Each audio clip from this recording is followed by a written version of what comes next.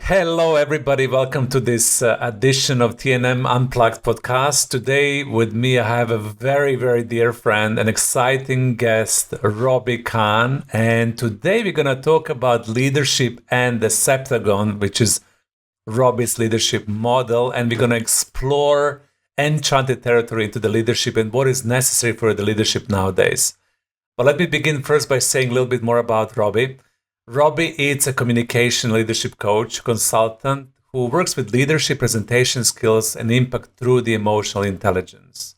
Robbie runs the LeaderLike You, a concept that he has developed himself for the worldwide audience, and he runs this LeaderLike You program through rc.com as well. His clients include numerous global Fortune 500 clients. Robbie has been working within field and industry for past 20 years.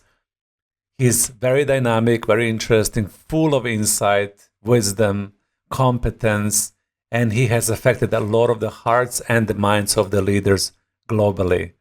So, welcome, Robbie. Thanks, Zoran. It's great to be here.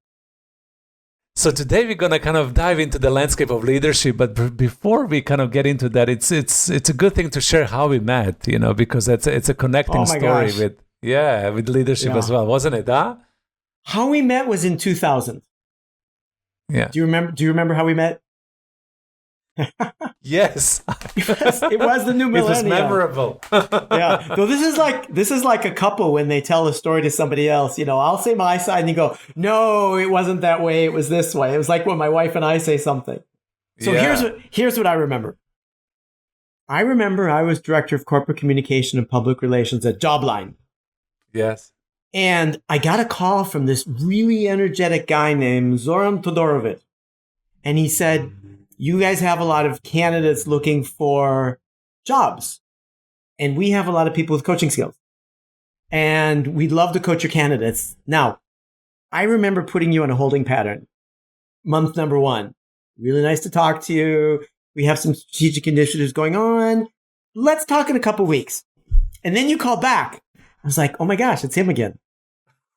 And then I said about the same thing. It's like, yeah, it's a great idea that we have some strategic initiatives. And what I couldn't say is we're the company's for sale. And we're trying to sell the company. And there's a couple people in. So we're not able to start any new programs. I was told, don't do it. And then there was some news online of Monster.com's buying Jobline.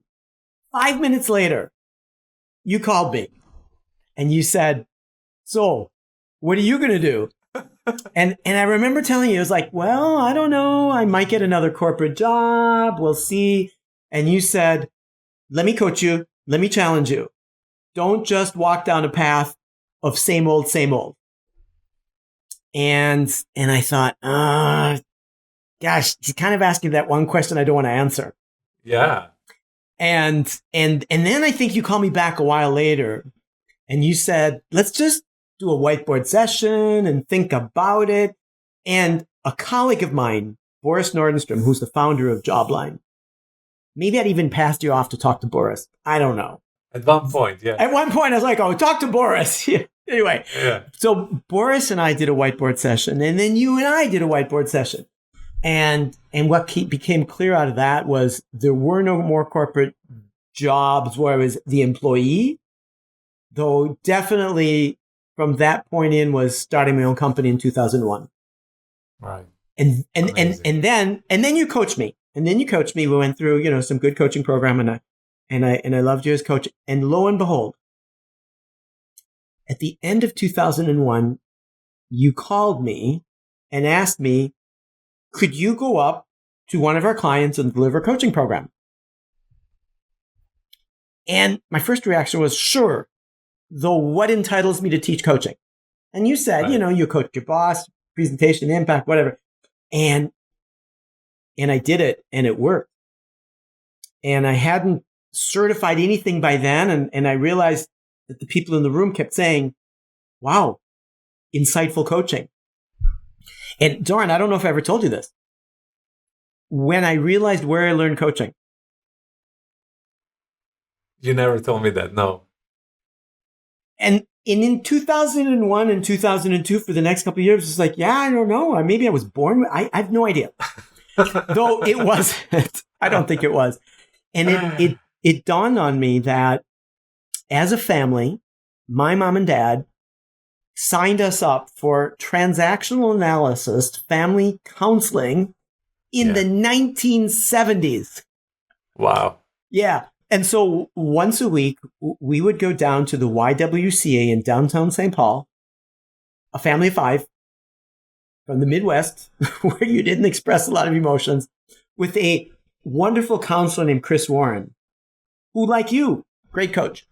And I think I learned my coaching skills there because she asked really good thinking questions. And then one of the 5 of us would see her every week. So every 5 weeks, I have a one-on-one with her.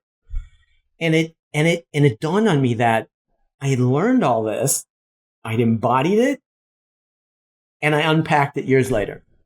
So that's what I remember how we met. Yeah, that's what do you remember how we met? I mean, amazing. I mean, it makes my heart sing as well. And especially when you talk about coaching that, you had it in your DNA since the early age and, a love of human development, a love for leadership development.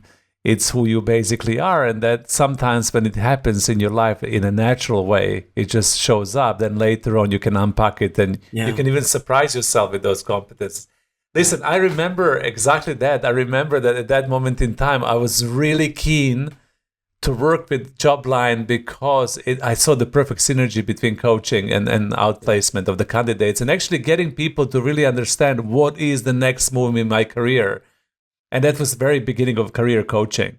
When you're not only like moving from one post to another post, from one position to another position without really understanding what are your core values, what is the development path, how do you need to grow and develop your skills, how is this position going to enrich you, and is this the right company for you based on the values? So for me, that was a perfect thing. And our dance in that conversation through the whole process of sales and then getting into the coaching and leadership development and training is something that I cherish. But I wouldn't add anything else. I think you gave the justice to the story. And here we are. It happened naturally. Yeah. It happened naturally. And it happened like a flow, which is really what I've learned. Sometimes you need to let be. Anyway, go ahead. Yeah, exactly. Sometimes you need to let be and you need to allow the things just to happen naturally. So I was just saying, here we are, down the line, a few years. I'm not going to say 20 Almost years. 20? I'm going to say a few years only. And we have learned a lot about leadership. And the topic of today's conversation between you and me, it's leadership. And I call this series Beyond Leadership, really thinking about what do leaders need nowadays to be able to be an effective leaders for this world. And I love the leader like you concept that you've developed. So before we dive into the models and everything else, tell me a little bit more about leader like you. What inspired you to develop that and what is the impact on leaders globally? Well, let me just say a couple words about the name. I had a burnout in 2017. And for a couple of days, I was lying in the hospital looking at a hospital ceiling. And all sorts of thoughts were bubbling up in my head. And one of them was, you really need to leave behind a legacy because you've created things and you got to have a name for it. And all of a sudden it was like this, I don't know, divine intervention just dropped down as LeaderLike. LeaderLike, though not leader like anybody, leader like you. And then I got on my phone. I was like, LeaderLike, wait a sec, Google it. And then I saw this website that's words that end in like. Oh, I looked at that. Leather-like, lady-like, Lord-like. And I was like, there is no leader-like in the dictionary. This is great. So let's add a word.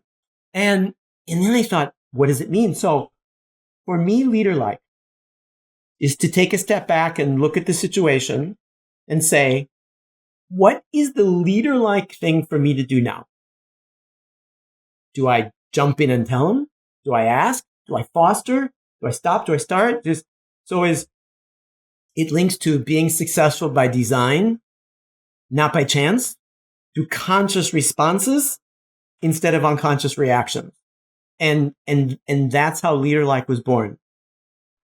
Yeah, I love the name Leader Like You. Whenever when I'm thinking about it, or when I receive the communication from you through the podcast and broadcast, it inspires me to begin thinking about who am I as a leader. Like if people are following me in my leadership capacity, and somebody's looking into a leader like myself, it immediately triggers me in to stand up, to raise up, to be the better version of myself. So I think the name it's really powerful there. Yeah. So in Leader Wait till the Like book You, comes out.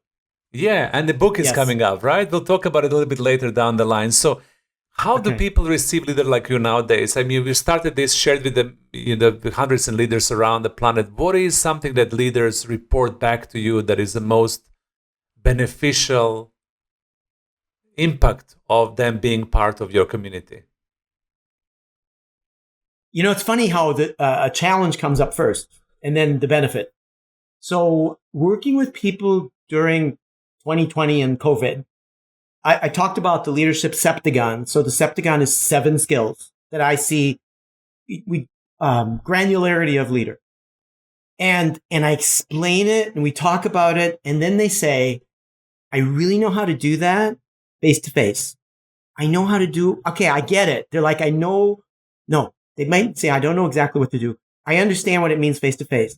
So then they say, how do I do it remote? How do I do it hybrid with some people in the office and some people out and some people away and at different levels? So it's been a bit of a challenge for people to do it, right? In these times. And I think people are reinventing themselves as leaders because you can't just hope that being in the same office, they're going to pick up on stuff. You really need to go the extra mile to do some of these things. Right. So I know. And when you do it, it's when amazing. You do it, exactly. Yes. Yeah, I know. And this year specifically is challenging all of us to raise up to the different level. And you mentioned, the dimensions of, virtual teams and being in the hybrid situation when somebody's in the office, somebody's out of the office. And then being accustomed to leading face to face and being able to be present. And the big question is, what happens when you are completely virtual? And as the situation is right now, what I'm seeing from the leaders that I'm coaching and talking with, we will continue with this for some time. So it will be good for us to unpack and look into what do leaders need today to be able to be powerful, present, leaderful in the virtual environment, right? Great. So absolutely. You mentioned Septagon. Tell us a little bit more about Septagon. I love the name. Septagon. What does it mean? So Septagon. So sept comes from 7 in Latin. And octagon, everyone knows that. Pentagon, everybody knows that. For some reason, the Septagon was just not around when people got used to words. So it was ignored. They went Pentagon, Sextagon, Septagon. Anyway, so mine is 7 different levels of granularity. I used to think it was 6, and then I discovered there was another one. All right. So can you please guide us through? Yeah, absolutely. Can you please guide us through this model? Yeah, absolutely. I would love to hear aloud an audience as well. Yeah. So first I want to tell you about where I lived some of this working for somebody, and then I codified it later. Okay, go ahead. So the story I tell is I was a management associate at Citibank in Germany. I had 3 rotations. 2 rotations I can barely remember, 6-9 months dealing with certain senior leaders in their areas. I don't even remember them. The 3rd rotation, I put my CV forward to a person I thought, I heard good things about her. And I saw her a couple times and she looks like she'd be a great leader. So I had an interview with this woman, Edie Voracek, and she hired me to be her management associate. It was an 18-month development program, so it was my last one, to run what was called the Direct Bank Project. Now, at the time, if you wanted to do banking, you had to go to a bank. Yeah. There was no online. I know it sounds crazy. And young people look at me, they're like, really? Yeah, exactly. Though before you were born, I say, there were no online. So So our job was to take the banking relationship. You need like 40 different sheets of paper signed of different sizes to get everything in place. And this challenge was one A3 sheet of paper ticked off, signed it once at the bottom, and you got everything. The one-step relationship opening, which was a big step change. We had to build a building, cable a building, hire the people, and do it in 9 months. Wow. Fine. So I was like, okay, great. So I kind of get started in my role. And then she calls me in and she goes, okay, Mr. Kahn. Now, first I have to say something about this. The minute you worked for her, no more first name basis. It was Kahn or Mr. Kahn. And I asked, I was like, why do you call me Mr. Kahn? Is it because we're in Germany? Herr Kahn? Oh, no, she said. I'm the daughter of a colonel in the U.S. Army, and we learned as kids growing up, shine our shoes, and everybody's Mr. and Mrs. And when they work with you, you owe them that layer of respect. Yeah. Which I thought, okay, that's interesting as a leader. I'm like, I'm going to put that in my little bag here. Then she says, walk me through what you see in the project.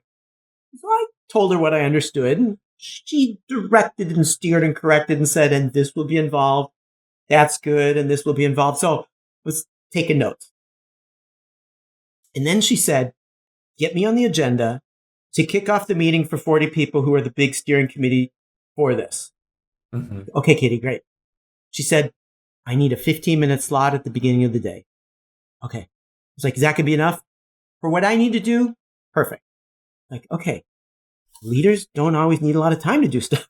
Like, I don't really know what she's going to do. So she came in really slowly, thanked the people. Right. Acknowledged them. Said, I trust you. I know you got other work to do. I'm here to remove obstacles. I want to check back with you. I hold the bar high. I know you can do it. I'm available. The door's always open. And she didn't say a lot, and she didn't talk quickly. And then she got up and she said, and now I'm going to leave you in the capable hands of Mr. Kahn, who's going to manage this project. And she got up and left. And I thought, oh boy, she talked slowly. They're going to push back. They're going to think she thinks they're morons. And no, they said, oh, really good. So then I thought, okay, leaders don't need to say a lot. They don't need to talk a lot. They need to listen to questions and answer and remove obstacles. I was like, this is interesting. Put it in my bag. Then that afternoon, I got up to my office. Kahn, how did it go? Across the hall in my office. Like, it's good, Kitty. Kahn, come on in here. So I go in and she goes, have you ever spent $5 million? Oh, no, Kitty, I'm a management associate. Yeah, they don't let me at the money. She goes, okay, good. You're going to spend $5 million soon.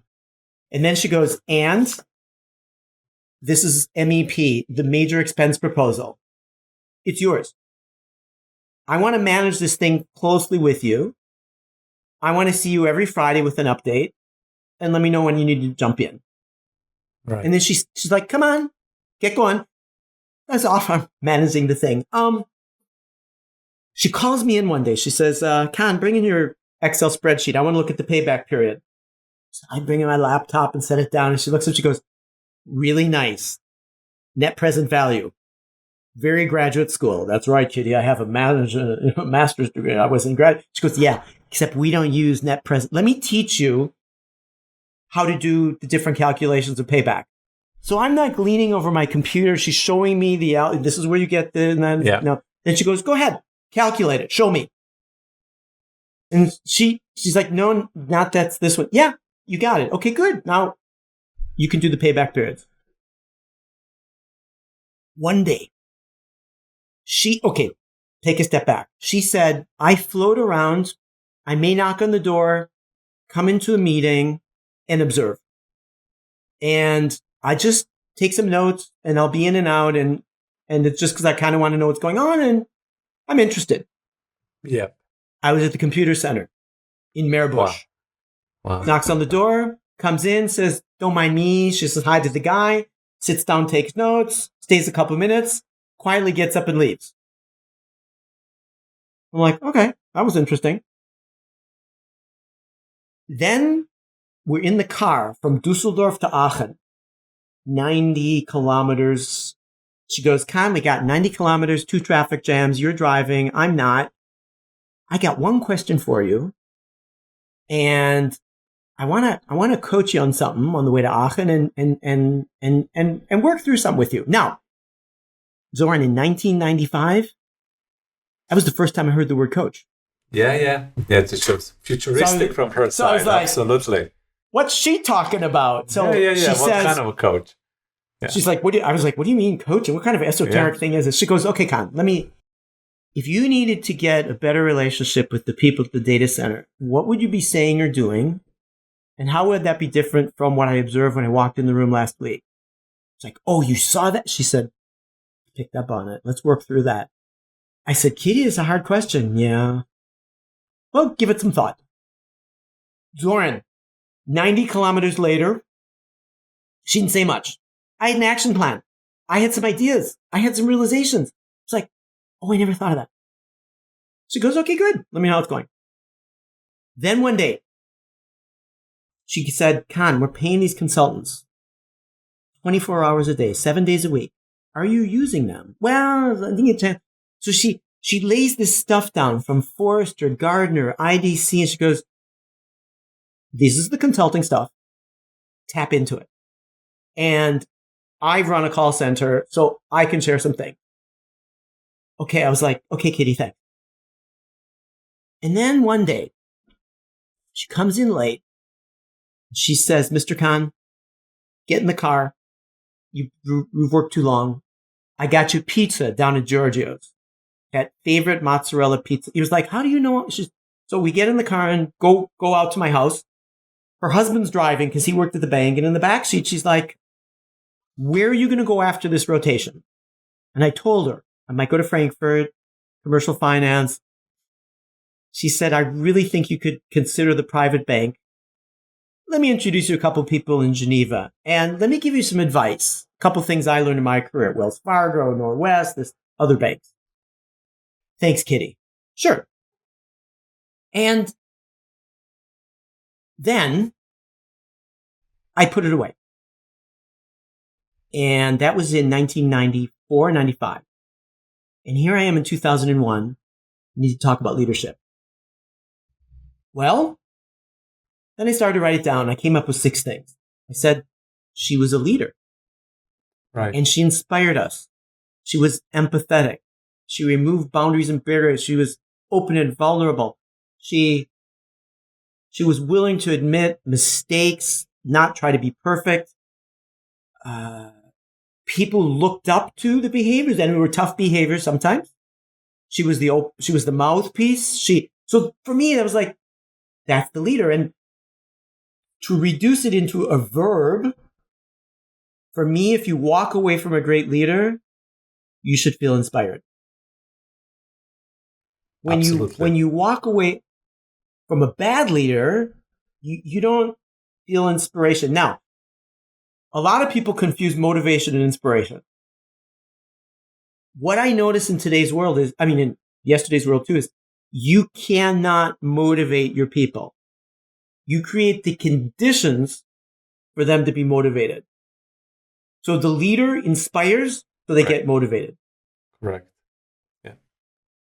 I had a less than inspiring leader once. Yeah.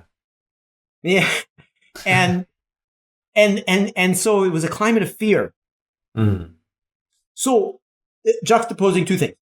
A great leader inspires and creates good atmosphere. Yeah. For me, the less good leader, at most fear. And that's not even then a leader. So that's the leader. Right. So that's the first level of your inspiration, how you got into the Septagon model. You're observing one of your leaders who was really displaying all the qualities and shaping you to think and be in a certain ways. And you also had the opportunities to be with the less inspiring leaders who used fear and authority to kind of breathe in the atmosphere that is not inspirational, and therefore we lose motivation. Wonderful story about her. I mean, I would love to be led by her as well, because when you hear the stories, you feel, okay, this is so rare and so wonderful that in your career early on, you have somebody like that showing up like a mentor and a guide and a powerful leader to imprint you with these wonderful characteristics that you can then later on display yourself and also bring into your body of work. Wonderful. So that's the first one. Yeah, and I told her. You told her. Mm-hmm. No, then I showed her the model, and she said, "Yeah, I mean that's really interesting how you've codified it." And then I started to bring in the experience from the great and the near great that I worked for, and saw in my 20 years of my own company. Right. So that's facet one of the Septagon. Yes, go ahead. So that's what I wanted to ask. That's the facet one of the Septagon, inspiration, right, or something else. What is it? How would you call it? The leader inspires. The leader inspires. Okay, great. Leader. Let's move on to the second. Manager. And on my little inspiration board, I put up a flip chart that I usually have in a room when I have a room of people and don't have a room anymore, though I put this up. It says, I blank my people and I blank my bank account. And I tell them, I say, okay, you got two choices. Lead and manage. Which one is going to make sense? They're like, well, this is a no-brainer. I lead my people and manage my bank account. The other one wouldn't work. I manage my people and I lead my bank account. And then the light goes off in some people's head. And they're like, I say I manage my people all the time. Huh. So for me, the next one is manage. And managing is more about things and process than people. So if there's a fire in a building, you lead your people to safety. You don't manage them to safety. You lead them. Yeah. So we need to manage stuff. Processes, races, job descriptions, budgets, team equipment. And so when we step into the manager, it's a lot of tell. Yeah. Telling people what to do and what's needed. Yeah. There's nothing the matter with management.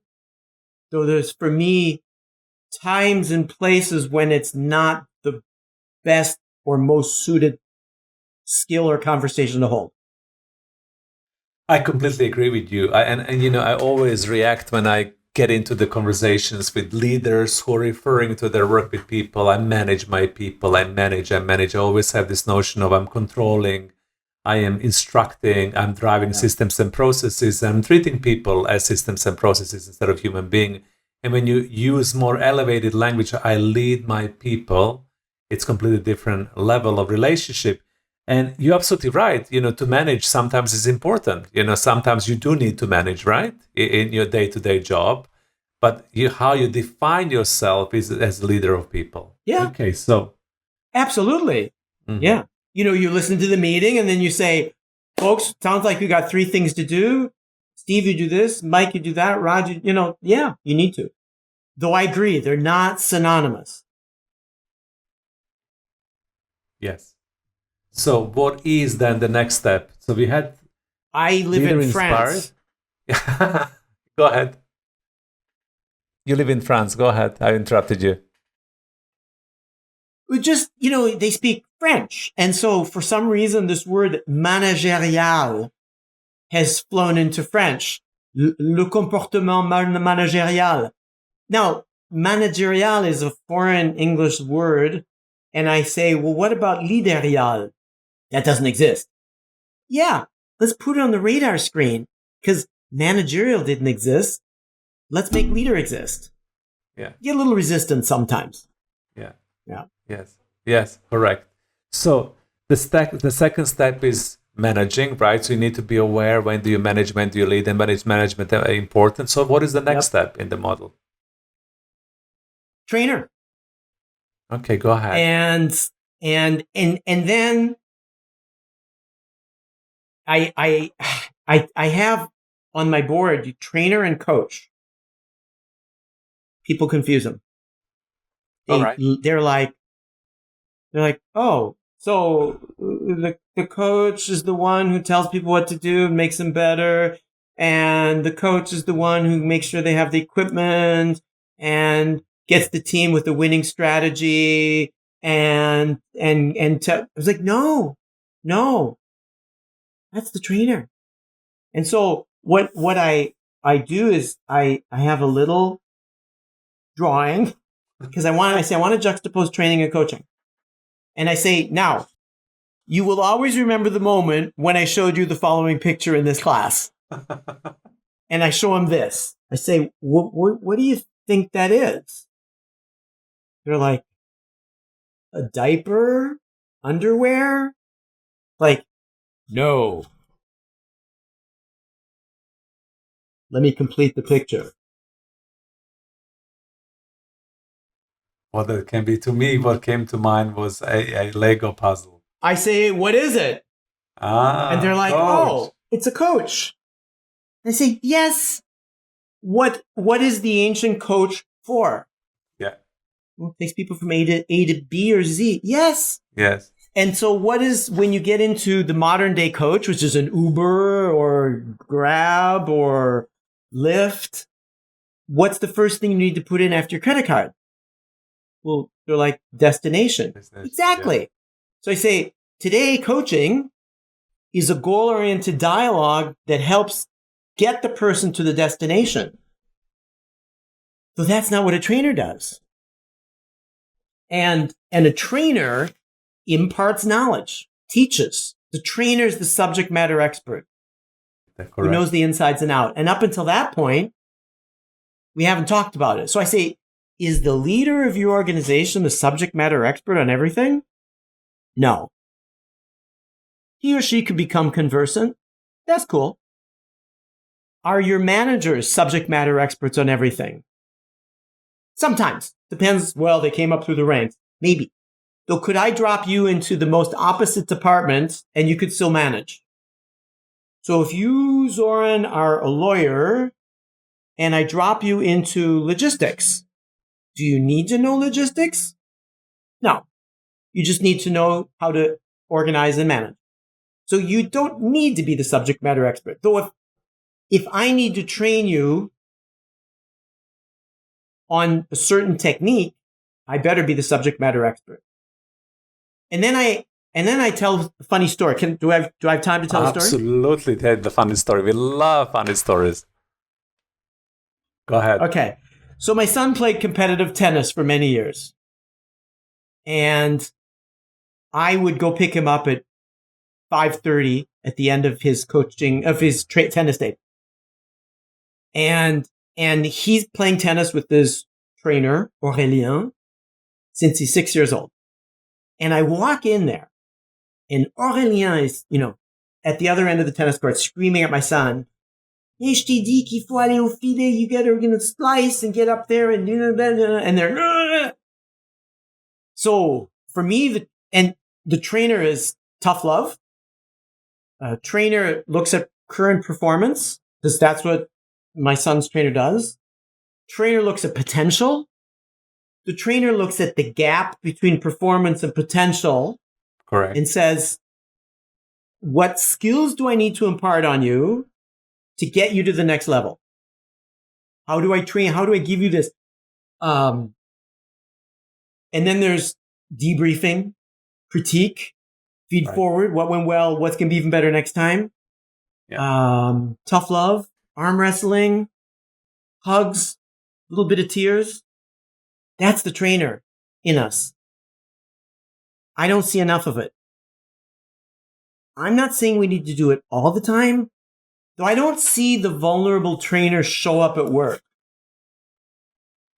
There's a great model, the skill wheel matrix. There are times in the skill wheel matrix when people need some training.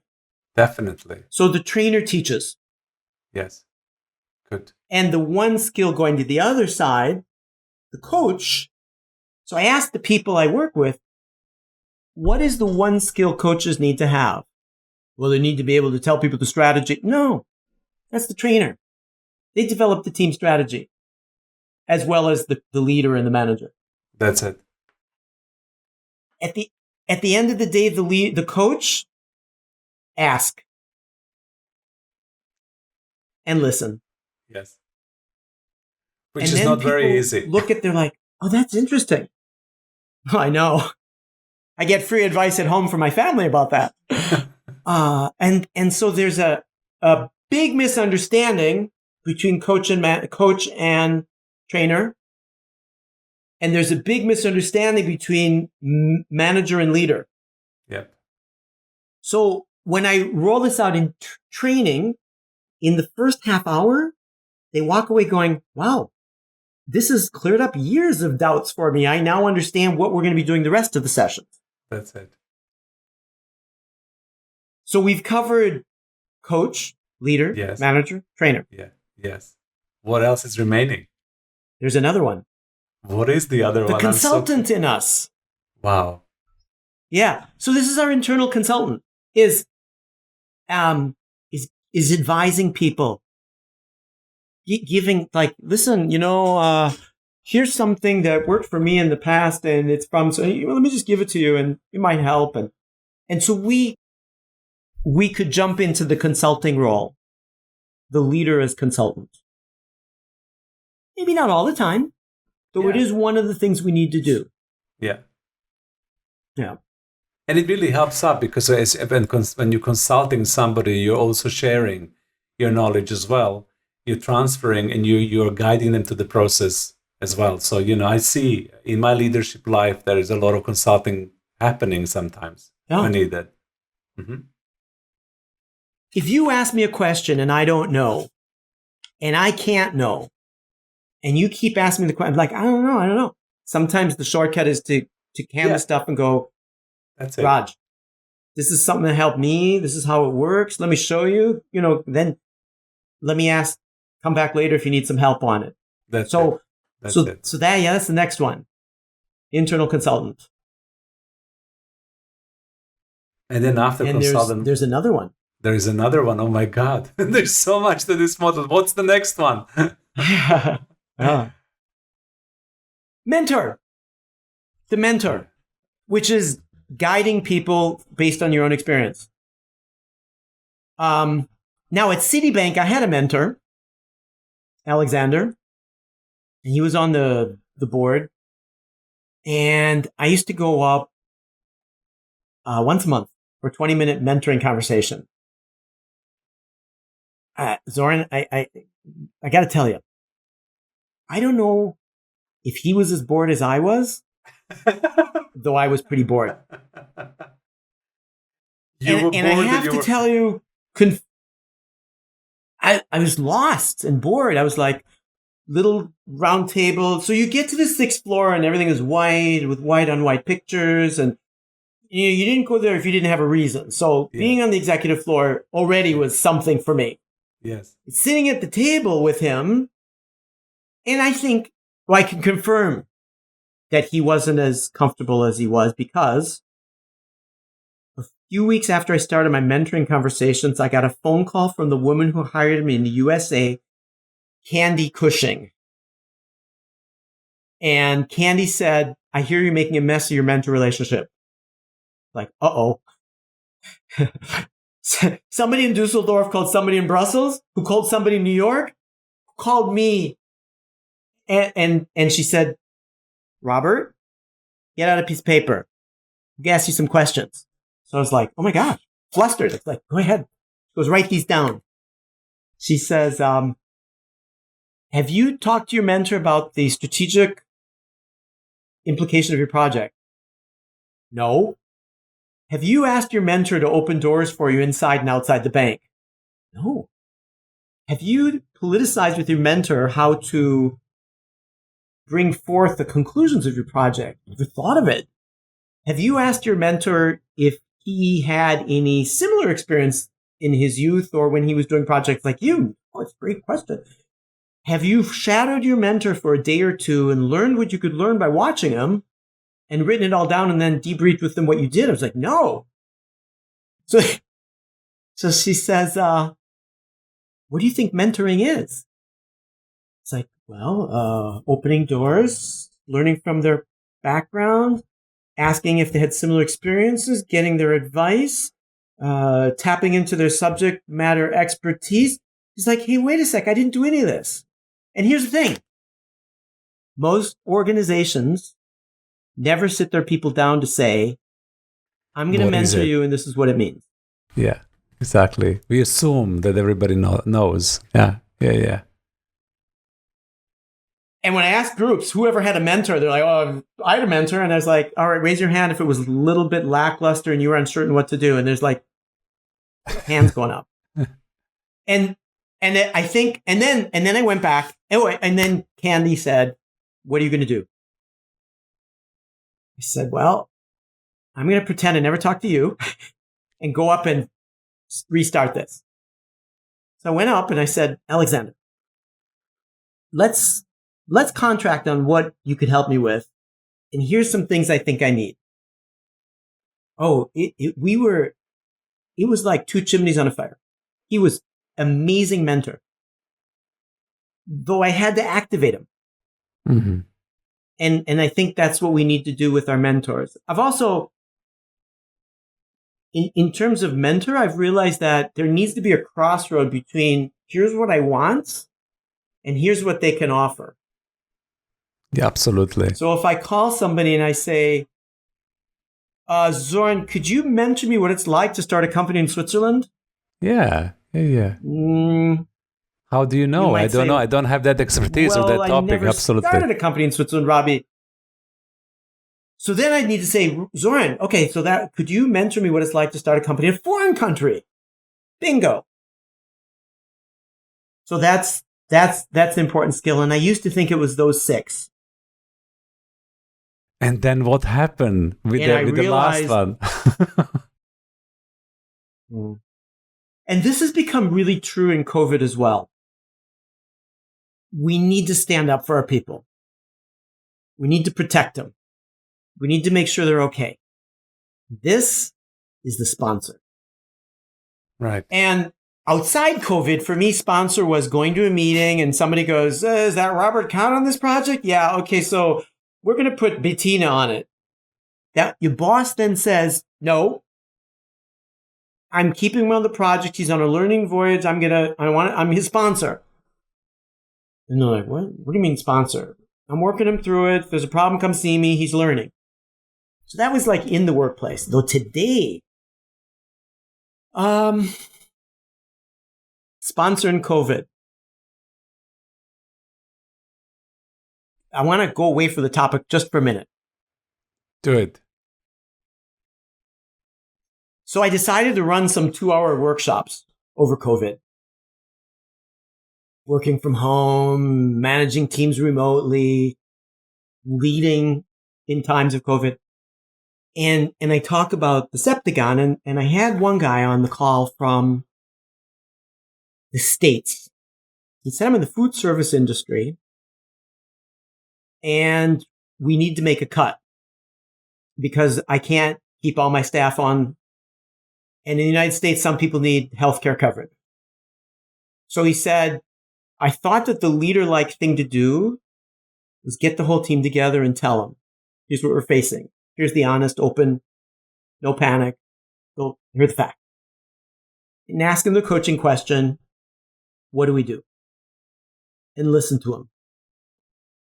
And he said, I'd lived in Hong Kong during SARS, so I could mentor some of the young people on what I learned and teach them some of the skills and provide consulting advice.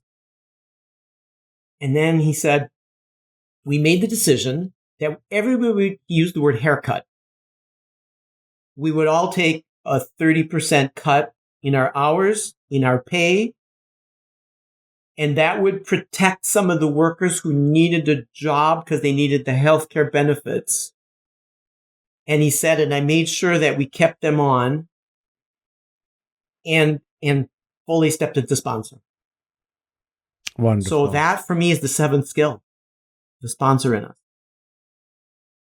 And as you said, very, very important for today's leadership to activate that part of you that is loving, caring, compassionate, and takes into consideration the interest and complexity of human life and then makes the right decision in these times. I love that you added that part as well. I think sponsorship is very, very important, even in the situation outside of the COVID, when somebody gets into the organization, or when you want to grow and develop the talent, or you want to inspire somebody through their career to be able to have a powerful sponsor as a leader who really takes care of them. It's a special skill.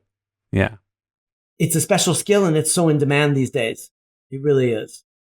Oh, I forgot something. The one on the Septagon who is not the subject matter expert is the coach. Yeah. And I tell people now, when I coach, you don't work for me. I can take a step back. I don't look at the quarterly business review. I don't know what your scorecard's green, yellow, or red. I'm not going to get a bonus based on it. So it's really easy for me to say, take a step back and pretend you're neutral. Though I know for leaders, it's not so easy to take a step back and be neutral. Yeah. Be neutral. I realize that. So it's something that I encourage them to do.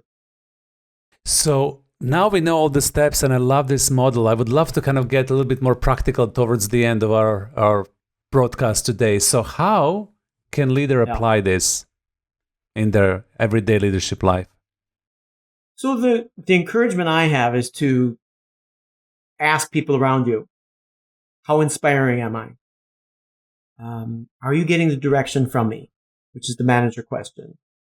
Do I give you enough opportunity for training? And maybe it's not you who's doing the training. Or do you have a development plan? And usually when I ask people, do they have a development plan? Eyes roll. And I get the same look as I get from my kids when I'd say, if you don't clean your rooms, we're not going skiing tomorrow. They're like, Dad, give me a break. So it's people, for some reason that I don't get, we don't have living, breathing development plans. And the problem is if I don't know how you want to develop, I can't fully lead you. Because then I give you work to do as work to do. I don't give you work to do because I know it's going to grow from it. So then it's transactional, not developmental. Yes. So that's the trainer step. Consultant, how we can do this daily is, think, what do I know and have that could help them? Or what do people have that can help each other? And so is encouraging that dialogue. The other question I ask myself is, who do I need to stand up and how do I know I'm protecting my people? And people are hungry sponges to share and hear and open up. Yeah. Sometimes I think on these online sessions that it's going to be a waste of time, and people say, no, it's been 2 hours that I was able to just pressure cooker, let the steam out. So that's the sponsors. Just open up, listen, and hear. Yeah. And then mentor is encouraging people to share their experience and open doors. Make introductions. Yeah. And then coaches ask.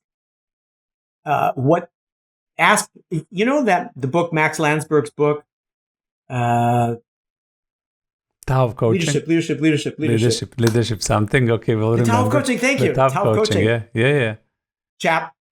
Chapter 2, Ask versus Tell. Yeah. And I love that book. Chapter 2, one guy tells and the other guy asks. And incrementally, it's just a little more time. So what's the most leader-like thing to do? Do I tell them what to do? And they'll do it? And they learn nothing? Maybe they learn what to do then? Or do I activate them by asking? So in a practical sense, if we do that, we can do it in the office, out of the office, hybrid. Yeah. And bring it to life. I know that leaders listening to this are going to benefit from this so much. I know that I've learned and reflected myself when we go through these different roles and how can you bring each and every role present in your leadership space. How can you show up as a leader with complete integrity, and also with all these different facets, I am fascinated by all these roles that one can embody to become a powerful, effective, efficient leader. And I love what you said about sponsor at the end, especially for these days. So, Robbie, the book is coming up soon, right? That will kind of keep on giving us more information about the Septagon model. Yeah, are you working on it now? Yeah. I'm working on it. It's funny because March to the summer was low activity, and now it appears that a lot of things that were put off are now back on. So there's less time to work on it, and I need to do my own action plan and do it. Yeah, I'm sure that once when the book is out... Because there's many other facets of it. Absolutely. I'm sure when the book is out, we're all going to benefit from it, and we're going to do another show when we dissect deeper into each and every aspect of this conversation. But for today, I just wanted to thank you for being part of this wonderful recording and podcast. And I would love to ask you anything else that you would love to share to leave our audience with as they depart in their leadership life. One thing I want to say is sometimes we think what we're doing is not an active leadership. And therefore, when we do it, we're like, nah, I'm walking down the hallway and I'm going from one place to the other. Or I'm leaving one meeting and going to another on Zoom or WebEx or Teams. So we don't realize that the people around us, it affects them.